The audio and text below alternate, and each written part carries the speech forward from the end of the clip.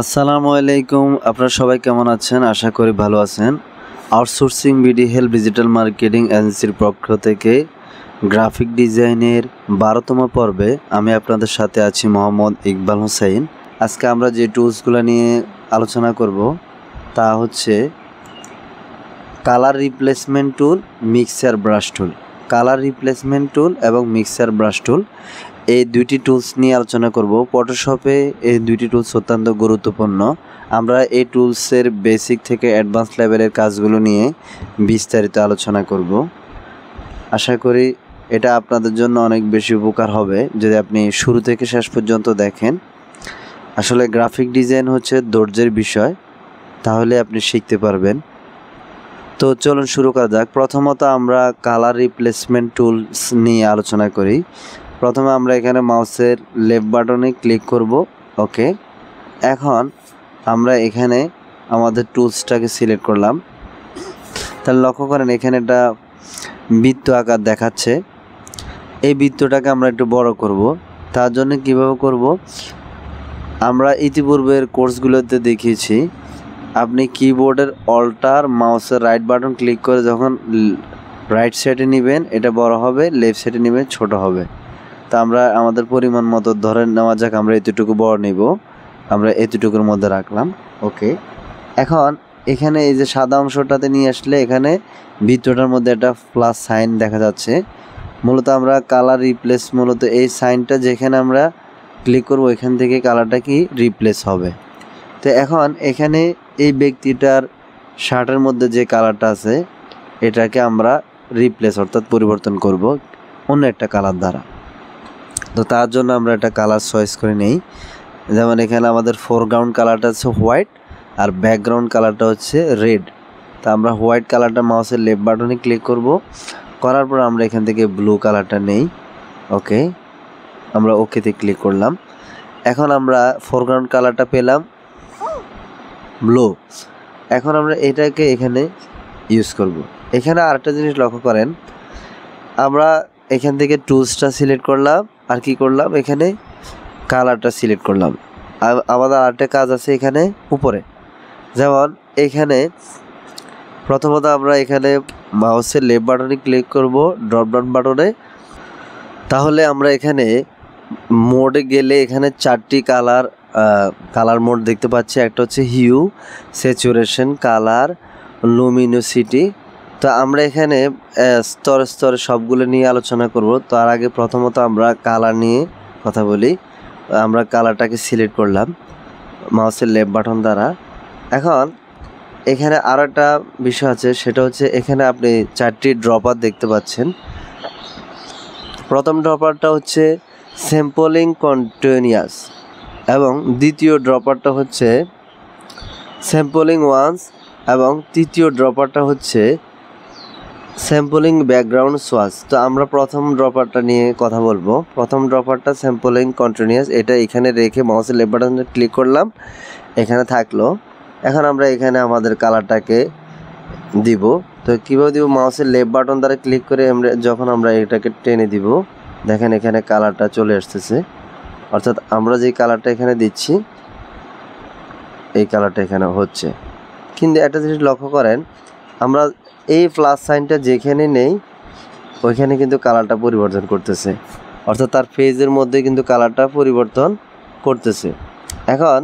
এখন আমাদের মূলত মেইন কাজ হচ্ছে আমরা এখানে এই কাজটা আমরা তার ড্রেসটার মধ্যে করব। কিন্তু আমার এখানে সে সব জায়গায় যেখানে যেখানে আমি এটাকে একটু নাড়াচাড়া করছি সেখানে সে পরিবর্তন করছে। আচ্ছা, তাহলে এখন এখানে আমি আবার ব্যাকে যাই, কন্ট্রোল জেড।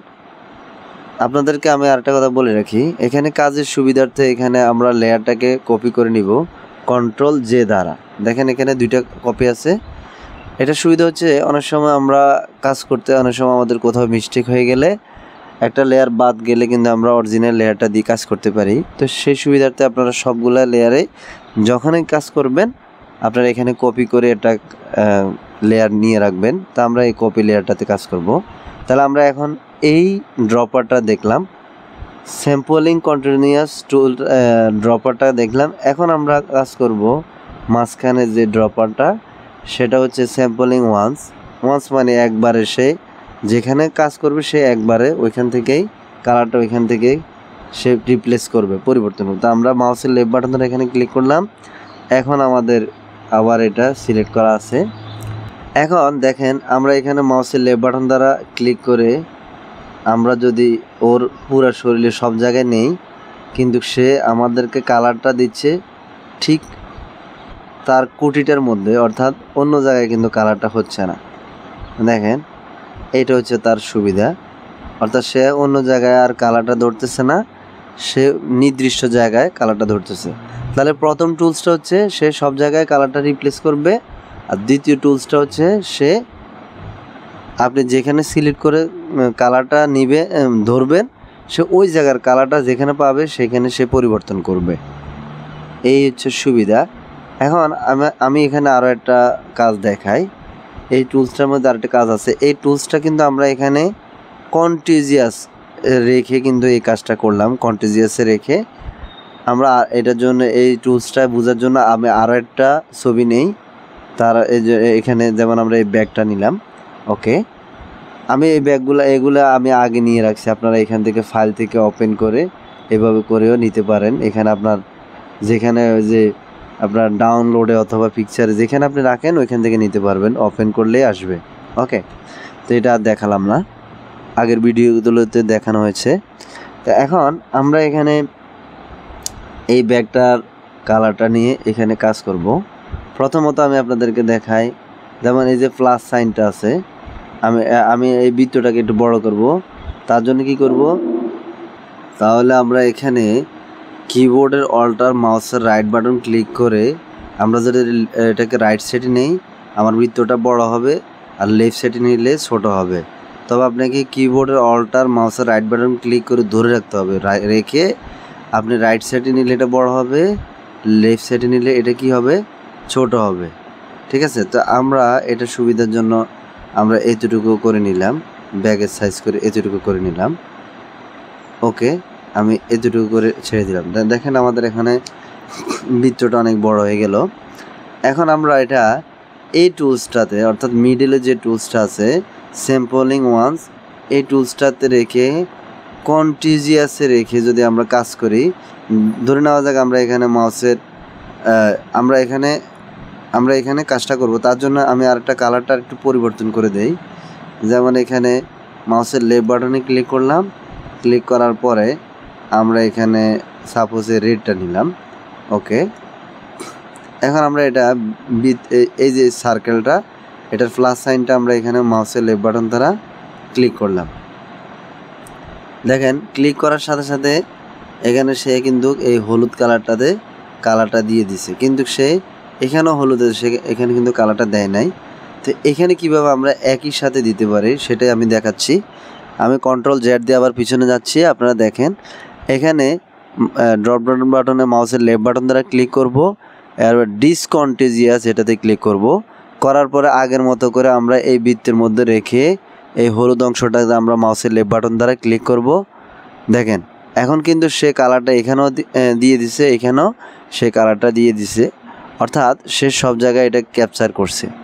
তো এই টুলসটার সুবিধা হচ্ছে যে আপনার স্যাম্পলিং ওয়ান্স এই টুলসের সুবিধা হচ্ছে যে সে আপনাকে নির্দিষ্ট এক জায়গায় কালার দিতে পারে, আবার আপনার যদি একই ছবির মধ্যে অনেক জায়গায় একই কালার থাকে সে ওইখানেও কালারটা একসাথে দিয়ে দিতে পারে। তো এটা হচ্ছে রিপ্লেস করার সুবিধা। তো আমরা স্যাম্পলিং ওয়ান্স টুলসের মাধ্যমে ডিসকন্টিজিয়াস কীভাবে করতে পারি, করে আমরা কালারটা কীভাবে পরিবর্তন করে, কন্টিজিয়াস দিয়ে আমরা কীভাবে কালারটা পরিবর্তন করে, আমরা দুইটি দেখলাম। এই দুইটাই গুরুত্বপূর্ণ। তো আশা করি আপনারা কালার রিপ্লেসমেন্ট টুলের বিস্তারিত দেখতে পেরেছেন।